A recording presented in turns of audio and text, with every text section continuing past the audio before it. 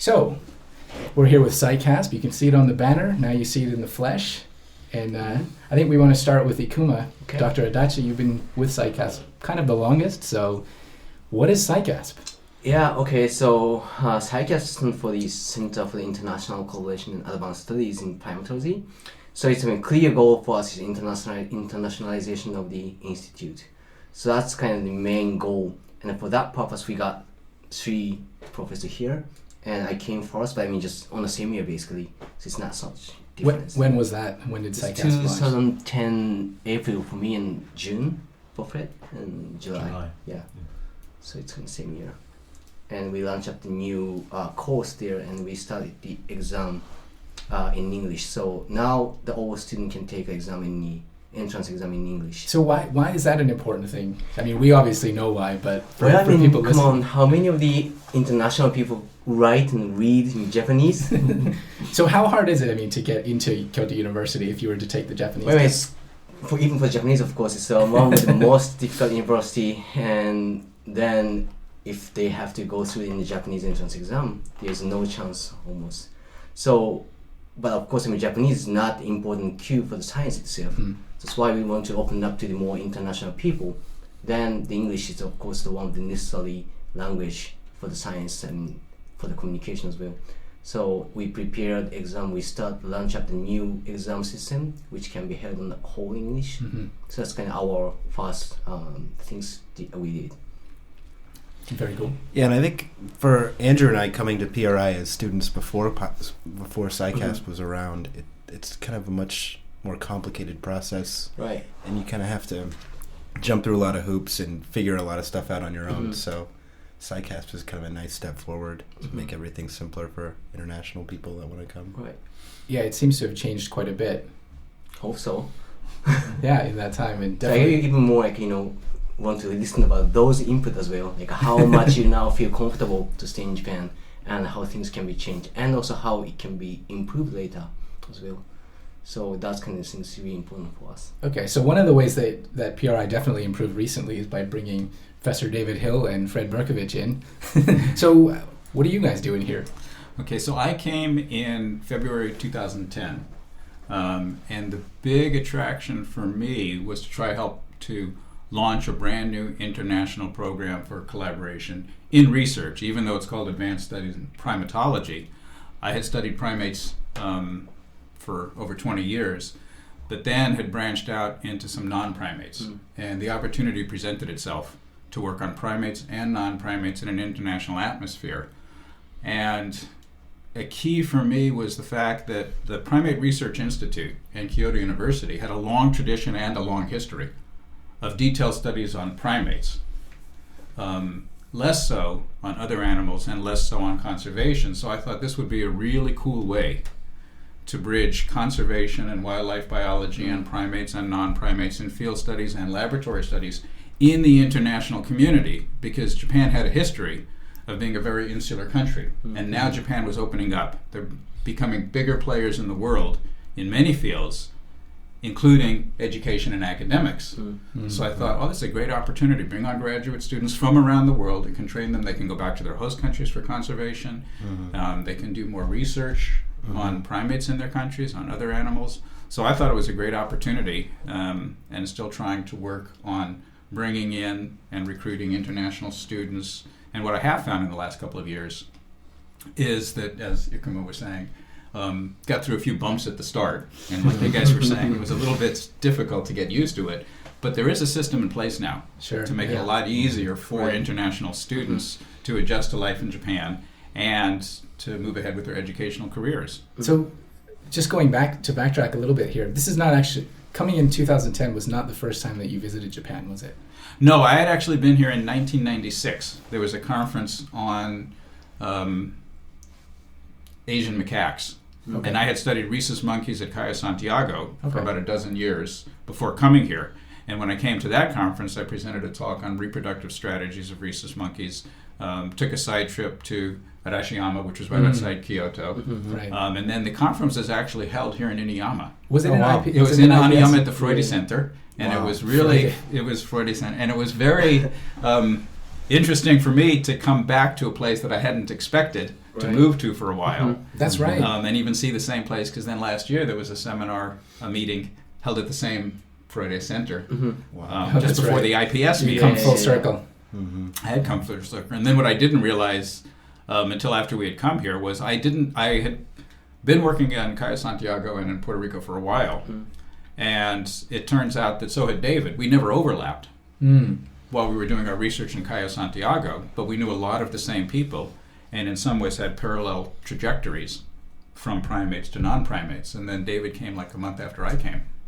That's right. And just before I want to move over to David, that's not the only link that we had. So Mike has told me the story. Mike Huffman said that you were one of his first primatology friends. So that goes Way back in the day. right. That goes back before Mike even moved to Japan. So Oh, wow. So what happened was before Mike became a graduate student, he was kind of checking out places, and I was working on my PhD in Kenya on reproductive strategies in baboons, and got a letter from this guy Mike Huffman because he was just coming to visit, and we said, sure, come on out.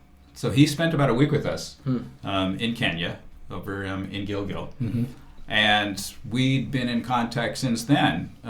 What happened afterwards was he ended up staying in Japan and working on female choice and mating strategies in Japanese macaques. And I ended up finishing my PhD on mating strategies and female choice in baboons. Wow. So we even had the same or very similar PhD topics. And we'd just been in touch for years. In fact, after Kenya and I had moved to Puerto Rico, Mike also came to visit us there at one point, and we took him out to Cayo Santiago so he could see the rhesus monkeys, and we'd work together on comparing rhesus and Japanese macaques. Right. So we actually go back quite a while with Mike, and then when this opportunity came up, an added bonus was being able to work with Mike. Yeah, there you go. That's great. Probably not something you would have expected even just a few years ago. Never could have predicted it or expected it, especially back in the days when you're working on your PhD and you have this guy just passing through. That's It's right. like, wow, who could know that? Well, he's passed through a lot of places. Yeah. So what about you, David? Did you expect to find yourself back in Japan? Well, I frequently came back to Japan, so it wasn't that much of a surprise, but I wasn't expecting to find myself working and living in Japan in the same way, because I actually, although I did my PhD research in Cayo Santiago, I did my postdocs in Japan, so a long time ago I had experience of living here for 6.5 years and doing research on Japanese monkeys, but after that I moved back to the UK, but I was still coming back to Japan pretty much every year to do field work. And that's in Yakushima, right? That's right, yeah. Also Yakushima. one of my beloved places in Japan. Yeah. And gradually moved on to becoming interested in other mammals in Yakushima, initially deer and monkeys, and then in bats. And after that I got hooked on bats and started working on bats. But similar to Fred, I met Mike very early on because he was either finishing his PhD or just started a postdoc in the anthropology department at Kyoto when I started my postdoc, so we met then. But yes, I'm surprised to find myself back, but very, very pleased. Pleasantly It's surprised. ideal, yes, it is. And I think part of the motivation for me, a lot of it for me, is the fact that I've enjoyed life in Japan so much as a foreigner coming in and doing research here, that I'd really like to help other people to facilitate other people to have that experience. Yeah. I mean, my own focus, and to a large extent Fred's, is sort of fieldwork focus, but there are lots of opportunities for people to come here and study in laboratories as That's well. right, yeah. But to be able to do that in Japan, which has its own long scientific tradition and very well developed body of scientists, is just an excellent opportunity. I'd like to be able to, help young people to experience it. It definitely seems to be a resource, the country in general, that not a lot of people have exploited, I think, to come here in primatology or even in other fields from abroad. But just to go back to the link with Cayo Santiago, so you said you were doing your PhD research there. Yes, that's and right. at the time, your PhD advisor was none other than Robert Hind. Yes, that's right, yes. Somebody that a few primatologists might know. Yes, I hope so. Robert took me on as his, I was actually his last non-human primate student. He'd had a string of non-human primates. Are you not a human primate, David? Yeah, I have very good disguise. he actually began research on chaffinches and blue tits. Mm-hmm. He began as a bird researcher, so I have a nice precedent for shifting fields completely. But when I initially went to Cambridge to do my PhD, I was going to work on animal communication, and my advisor was going to be Mike Simpson, because that was something he was interested in. But gradually my interest shifted to social relationships, and specifically social relationships of adult males. In rhesus macaques, and so Robert took over because that was much more his sort of area, and it was really a great experience being a student under him. He had many students, so he was very busy, but Right. you know, when you needed to see him, you could always find time, and he had a very sympathetic ear, and was extremely helpful. So yeah, very pleased to have been a student of his. He didn't stop doing non-human primate students because of me. Make it very clear. I think he wasn't going to take any more. He was going to concentrate on the studies of child behaviour, human child behaviour, because I had a new unit there on integration of development of integration of behaviour, which was focusing on child behaviour. But he, you know, because of my area of interest, he took me on as a sort of additional primate student. Very cool. And how about you, Fred? Oh, sorry. So Your advisor during your PhD, yeah. changed Changed. while I was in the field. I had one of In those, the field that it in the changed. field that changed. I had one of those experiences where when I began the PhD program and went out to Kenya, I had actually gone out to Kenya to help another graduate student do their PhD. Then while I was there, two of the people who were my advisors and me worked out a dissertation project. So I stayed there, and my advisor at the time was Donald Lindbergh, who was at UCLA. Then he obtained a position at the San Diego Zoo. So he moved to the San Diego Zoo while I was in Kenya, and Dorothy Cheney and Robert Seyfarth moved to UCLA from their postdoc with Peter Marler, who had worked on communication with Robert Hind. Okay. 6 degrees, everybody's... Just to add to that link, Chris also was a student of Cheney and Seyfarth That's at right. UPenn. They teach at UPenn now, and I was an undergraduate at UPenn, so I took all of their classes. Oh, that's it. See, so we are a nice, happy family. right. It's all linked together, right. So then, Dorothy actually became the chair of my PhD committee. Okay. And then after I got my PhD, I think it was about a year or two later, that's when she left to Penn. Her and Robert took up the positions at Penn. And they became much more interested, or they kind of shifted from field studies to experimental field work, especially with communication and social relationships, which kind of factors into a lot of what people here at CICASP are doing also. That's right, yeah. I remember it was because of an anecdote they said during class at UPenn that got me first interested in PRI.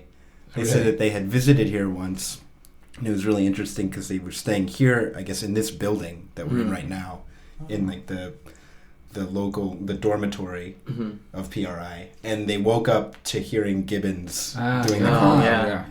And I remember listening to that story and thinking, wow, that must be a cool place. I should try and stay in that dormitory too. Why then don't you work on the gibbons then?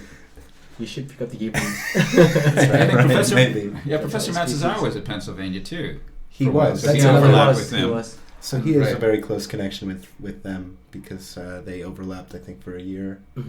Yeah. Yeah, he was at the David Primack lab when UPenn used to have chimps.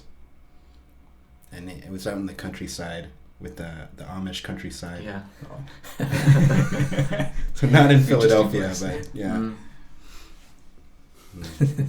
Yeah, and so then, Mike's your advisor, so you're connected to Mike too. And what's your connection to Matsuzawa then? How did you guys connect? Well, I mean, my PhD supervisor is kind of the brother in spirit of him, the Professor Matsuzawa. So it's kind of we are closely related, and we are doing the same kind of topics. So I mean, other than the Fujita's lab, I mean that's my supervisor in Kyoto. There is almost no place we can work on primate, non-human primate especially. I mean, and then I started to collaborate with Matsuzawa, Professor Matsuzawa, and Tomonaga also in the same section when I was in graduate school. So we worked together for the cognitive development in the infant macaques, and that's kind of how we start work together. So it's already 10 years or over 10 years ago. But So I want to interrupt with a completely different topic. You just said something about kind of like a brother of Matsuzawa. So in the last interview, we had Matsuzawa here, and he was talking about the history of Primatology in Japan. He was talking about the ancestral triplets and spiritual twins and this kind of thing. So what is this with the spiritual siblings then? Well, I mean, they're the kind of pioneer again. for the area of the comparative cognitive science, which was not so much big at all in Japan before, or even in the worldwide, it's kind of same situation. So most of the people working in psychology, which is more or less focusing on universal learning theory, what can be the theory behind the learning, or the learning the some ability. But the things that Fujita and Professor Matsuzawa are focusing on is the species difference. So what can be a cause for the species difference, and how they actually adapt to their environment, and how they can relate it to the each cognitive abilities for each species. So it's more like a broad picture, and so instead of focusing on the universal, they are more focusing on the difference among the species. So it's kind of a new style of the study on the cognitive abilities in non-humans. So it's kind of pioneer spiritual brother. So, and before you came to PRI and joined CICASP, you did your postdoc in the United States. Right. Right. So that was from 2006 to 2008. I was in Atlanta, the Georgia, and it was in Yarkis National Primate Research Center, and which is actually attached to Emory University. But I was there for 2 years and worked with Robert Hampton, and who is really famous for the finding of the metacognition or meta memory in rhesus macaques. So it's kind of knowledge about the knowledge, or knowledge about yourself, like, whether or not you remember the certain topic. Right. So this kind of new finding was done by him, and I joined his laboratory and worked together for 2 years.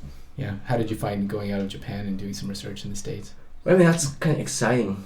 It's really exciting. And right after I got PhD, I really want to have some experience, work on the other places. And not only, I mean, in a different laboratory, but also in a different culture. Because for the science, for sure, this could be international society. And for that purpose, I mean, for that meaning, for me, it's really important to get really in those different society and understand the difference between us. It's kind of similar to the comparative cognitive science. We want to focus on difference, and then by looking at the difference, we more recognize ourselves clearly. All right, this is the difference, which means this is us. This is, I mean, it's not so clear difference like a species difference, but it's kind of help us to understand why people can hit on some difficulties in other countries, even though the local people never think about that can be a problem. And which kind of helped me a lot to understand the international student here have some problems, and I always keep my eyes open, like what can be a difficulties for them. Sure. And most of the Japanese never find it, but because of this kind of experience, I experienced by myself why I cannot do this kind of simple things, and why I need to ask the people to help me about this. Yeah, it's really silly. But the biggest difference is you probably went to the States with already a good command of the language that they use. Yeah, I mean, that's kind of even more make me feel here in Japan, international students have much more tough time compared to even mine. But still, even for me, it was tough. Even though I can speak some English, sure. But of course, I mean, system is different. And, I mean, whole structure is different. Yeah.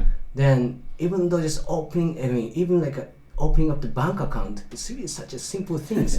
But that bring me a lot of problem, and those kind of experience, I mean, totally, I mean, make me change my mind, and not my mind in a big way, but more make me open my mind open to everyone. I see. Anyway, it just makes you more sympathetic and conscious about some of the problems. Right. That's good. And at least one of us who's about to get their PhD here has been an international student at PRI for the last 5 years, and you might have come across a few road bumps. Yeah, it's true. There's a lot of paperwork and difficult situations. Getting a driver's license was difficult, so it does help. I know we don't want to talk about that. No, we're not going to talk about that. So yeah, it's great to have kind of a support system here at PRI, and I think CICASP is a good kind of central hub for helping out people in these types of situations. Yeah, and I mean, not only the problem is not only for them. I mean, they kind of think it's really hard for them to overcome the problem, and they need the help, but those difficulties not only the problem, that kind of makes people think they're really, how can I say that, handicapped or depressed sometimes. So they feel really kind of, I mean, isolated from the others. So they are kind of more easily depressed. Even though the small things, accumulation of small tiny things, each of those things not big at all, but still those can change their feeling a lot. Right. And I really want to change that kind of situation. So we always want to keep the door open to the international people and try to make a good system to support them.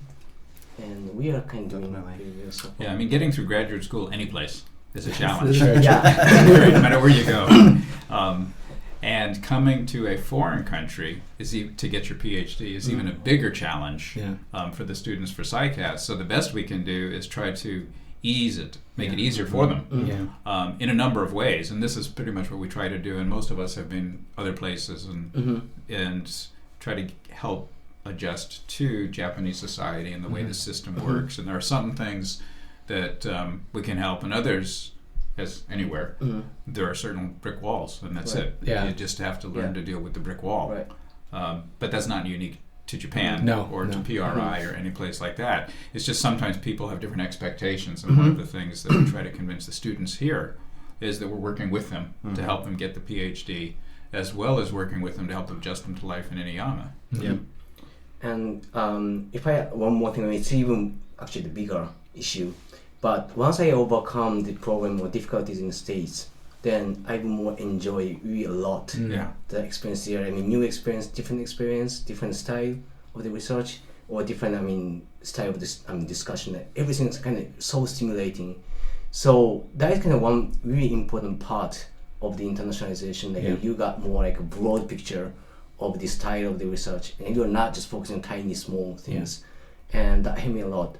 And for Japan, same way, if we can support them to overcome these kind of difficulties, we can provide so many interesting resources for them. That's right. So that's kind of how we want to proceed here.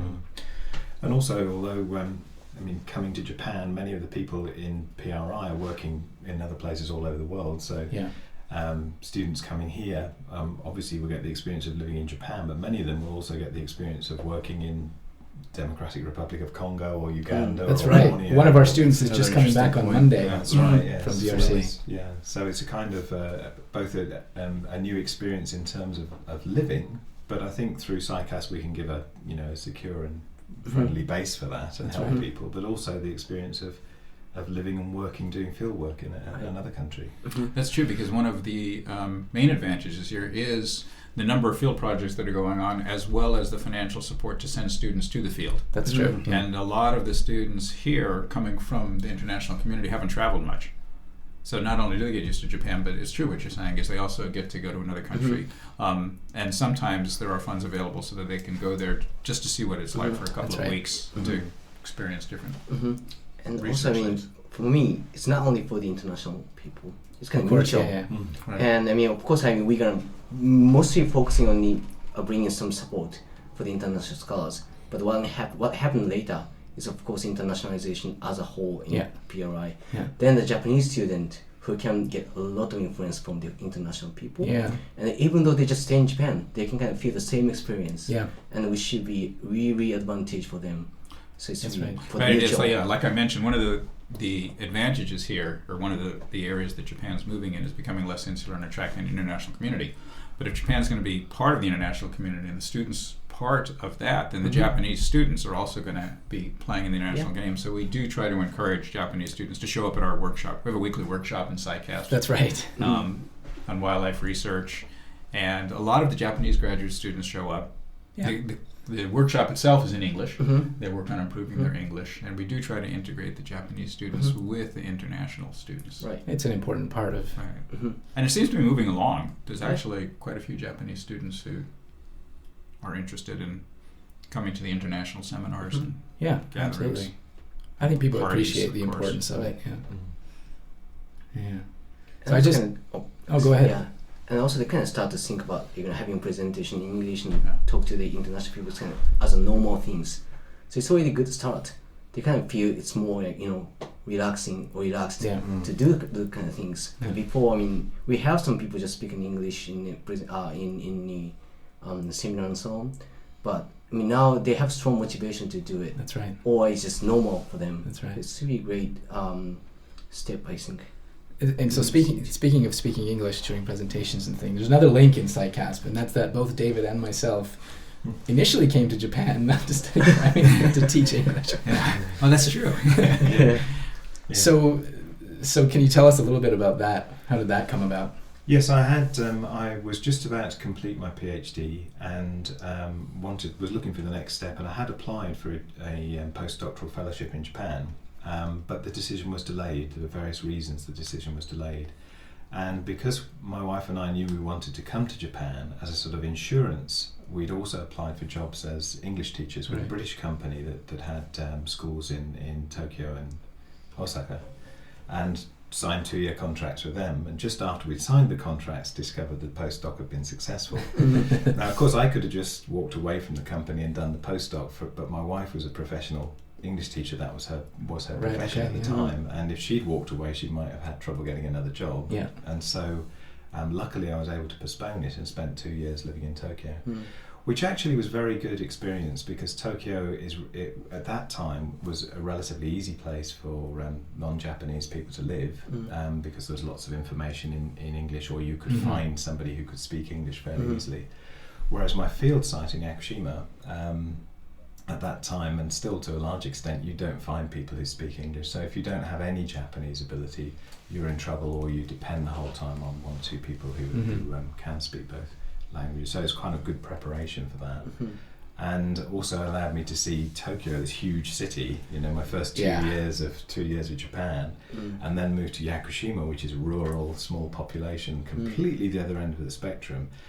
So I got a really nice view of 2 sides of Japan, and then for the last 2.5 years lived in Kyoto, which is kind of intermediate, but a character all of its own. So 3 different experiences of Japan within the first 6.5 years. Well, I think speaking Japanese definitely is an advantage for you guys. I don't speak much, but you've been here for a long time. Have you found it? I mean, can you dabble in Japanese every once in a while? It's interesting.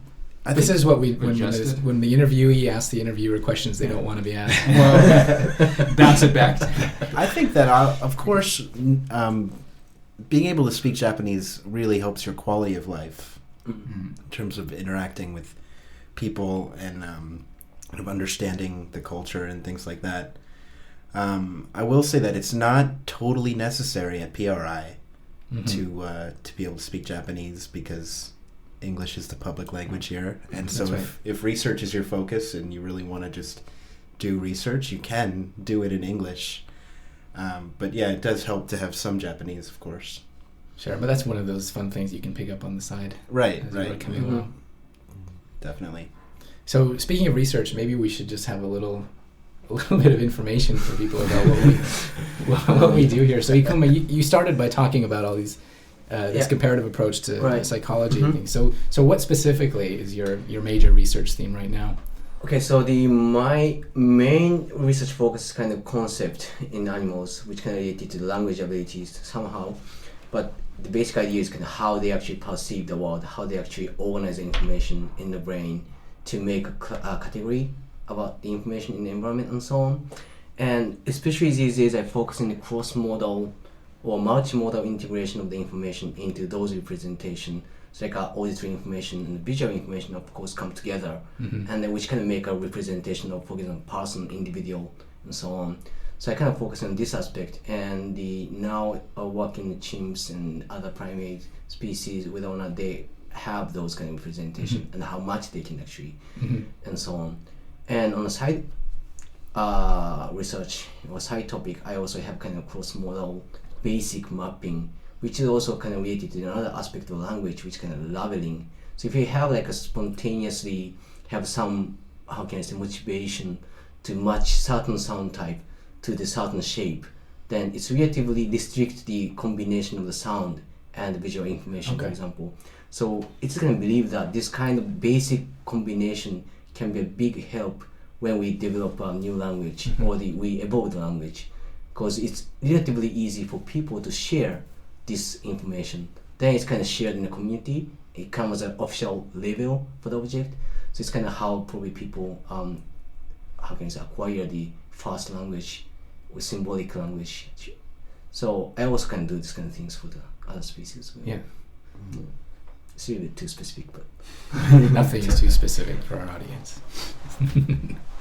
My research focus basically hasn't changed in 25 years. It's funny. I'm stuck in the mud. But when in one sense, but not in another. Right, exactly. And so when I began my PhD, I was just fascinated and completely blown away by how animals have evolved living in social groups. And I really wanted to understand more about what factors determine social relationships and why do animals differ in their reproductive success. Mm-hmm. So that's where I started my career on my PhD. Since that time, the questions have kind of grown out of that, and so have the species. But it really does come down to trying to work on the physiology and the genetics and the ecology of a variety of species to see what makes them tick. So what species are we talking about? Yeah, well, I'll get to that in a minute. Okay. So what I was going to say, so the main kind of focus at the moment has grown from that into how can understanding the social systems and mating behaviors of animals help their conservation. Mm-hmm. So I'm really trying to push a lot more conservation as well as studies of evolutionary biology. So having dipped through baboons and rhesus monkeys and koalas and a few others, right now the focus is on giraffe. Giraffe are really widespread in Africa. They're a real popular species in zoos. Everyone who goes on African safaris want to see giraffe.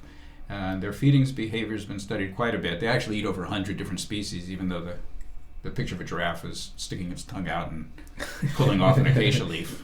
They eat more than that. But there are very few studies of giraffe and their social systems in Africa. So unlike elephants or hyenas or lions or baboons or gorillas or chimpanzees, there aren't any long-term field studies of giraffe. So right now I'm working with an individual, Phil Berry, who's been a safari guide in Zambia for over 30 years. And he's collected a lot of useful data, and so we're analyzing that. And this is where my focus is now, working on giraffe conservation and deciphering the nuances of a giraffe social system. They're more complicated than people think. We could actually look at their cognition if we had people focusing on that. Do you think they can use a touch panel? With their long tongue. They can use their tongue. Train them to use their tongue on the touch panel. Yeah, they have a Do you black think we can tongue, fit any in PRI? So even though the giraffe right now are kind of the central species, there's a lot I have worked on and still working on some work with the koalas and doing some work on rhesus monkey hormones and behavior. And just generally being a huge Darwin buff as well. Yeah, exactly. So can you... And trying to relate everything to evolutionary biology and Darwin's ideas of natural selection. Including your recent trip to Argentina. Including the recent trip to Argentina. So I took, haven't been on a vacation in a long time. So I took a long vacation, went to Argentina because it's one of the places I hadn't visited, to go down to the Beagle Channel. Wanted to see Tierra del Fuego, and managed to get to Tierra del Fuego during the summertime. And it was windy and bitter cold and icy rain and choppy, and the Beagle Channel was a complete mess. But what was really cool about it being a complete mess and me freezing my butt off in the Beagle Channel was I was there in January, and Charles Darwin was there in January, although he was there in 1833. And when he was there, it was also freezing cold. And the Beagle actually, when they went out to see the Cape Horn, they were stuck for 3 weeks at sea because the weather was terrible. They couldn't get back into the channel. And it's hard reading that, imagining how difficult it could be on a sailboat to get back into the channel until you've been to the Beagle Channel during the summer months when it's supposed to be calm. And you're in a modern catamaran, and it's just freezing cold, and you can see the whitecaps and the water all over, and you just kind of picture, man, this guy must have been pretty resilient. All the sailors, actually, pretty resilient and persistent and just doggedly determined to explore. There you go. So I get my Darwin fix by going to Argentina. One degree of separation from the place that spurned the most elegant idea in history. David. Yes. What do you do here at CICASP? Well, my research now focuses pretty much exclusively on bats, but I have within that have different research interests. And like Fred, I'm interested in conservation, and particularly in improving methods for surveying bats in forest habitats, because they are quite difficult to survey in forest habitats. But we've developed a lure which improves our ability to get measures of diversity in a short period of time. But it's been used mainly in temperate forests, and now I'm trying to improve it for use in tropical rainforests, where obviously diversity of species is much higher. But the way it works is by producing simulations of social calls, communicative calls between bats, and I'm also interested in bat social behaviour and particularly their vocal communication and how what its functions are. Because the huge challenge of studying bats compared with primates and probably giraffes, you can't see them. I mean, you can see giraffe, but they disappear easily. Right. It's thick vegetation. It's amazing. I could lose a bat a lot more easily than I could lose a giraffe. We'll make a bet on that one, but yeah. So you have to use things like radio tracking, and you have to use capture and recordings in the field. But using playback experiments in different sort of contexts, you can begin to get an idea of what the functions of the calls are. So it's kind of very challenging, but it's very rewarding when you do actually find things out. But I think that what the three of us have in common is that we're all very much interested in the comparative aspect. And so things that I've been finding out, like the fact that the species I'm looking at, it turns out, has matrilineal groups, or that you wouldn't imagine it was a group because part of the time they're apart and occasionally they're together, but it's a matrilineal group, almost certainly made up of mothers and daughters and sisters and so on, similar to most primate species. And I think the three of us really want to sort of emphasise and look at things from a comparative perspective rather than purely primate or purely bat or purely giraffe. I think that's probably a good way to sum up the research aspect of what CICASP it's a broad perspective in the sense that we do cover, we're saying, laboratory and field, everything from cognition to conservation, everything from evolution to ecology. But it's also integrative. Yeah, it is integrative in the sense that we do cover not only different fields but different species. That's right. Absolutely. So, your future prospects for CICASP, just to finish this up here. What are you doing next in terms of research? Research, I'm going to Thailand next week for 3 weeks to test the autobat in Thai tropical forest. The autobat, I love that title. We've just been testing it in Malaysia quite successfully, and we're going to extend to Thailand, and then at the moment bats are hibernating in Japan, but in the coming field season, going back to Japan and building on the sort of initial data we got that suggests that these bats are living in matrilineal groups, try and get some more information on that and start doing playback experiments. Haven't actually done any on these bats. I did some in the UK but not here so far. Very cool. Thailand sounds nice and warm, a little different. True. Ikuma? I basically stay here because since I'm working in the laboratory setup, so everyday basis we just go down for the experimental room and call in chimps or other primate species and train them to do some task. And then once they got some basic skill, then we just modify slightly to see the certain aspect, whether or not they can transfer their knowledge to the new situation and so on. So as far as I do this, I'm gonna stay here, and for the collaboration wise, of course, I'm gonna go several places abroad as well. Sure. And recently we may start some collaboration with India. Yeah, you were there recently. About it. Yeah, I just got invited for a talk this month, actually, 2 weeks ago or so. And then we are talking about some future collaboration, and also Germany we have some collaboration, and the States we have Dr. Brian here, who is doing huge comparative studies there, and we are kind of joining that program as well. So there's several things going on, but I by myself mostly stay here. All right. And my next short research expedition is to New York. A lot of primates in New York. Yeah, lots of primates in New York. But pretty much it's for two main reasons. One is because using the comparative approach, I am going to be given a presentation on the evolution of human societies from the perspective that incorporates giraffe social systems. They have something to say about creating models for human societies. And the other part is to do library research back on this Charles Darwin tactic, because I am writing a book on how he actually laid the foundations for conservation and is connected to subsequent conservationists, both professionally and personally. And so heading to New York allows me the opportunity to read some books and go to some of the libraries which I don't have access to over here in Japan. Well, if anybody's listening in that area, when and where will you be talking? In March. I don't know the CUNY Graduate School. And I forgot the days, but it'll be in the middle of March. Okay. Well, if anybody's listening out there, try and get down to see Fred Ty. Yeah. And we'll definitely have you back on the show when you finish your book. I can tell you now. As well as Sounds everybody like a else. plan. the next round of CICASP interviews. Yep.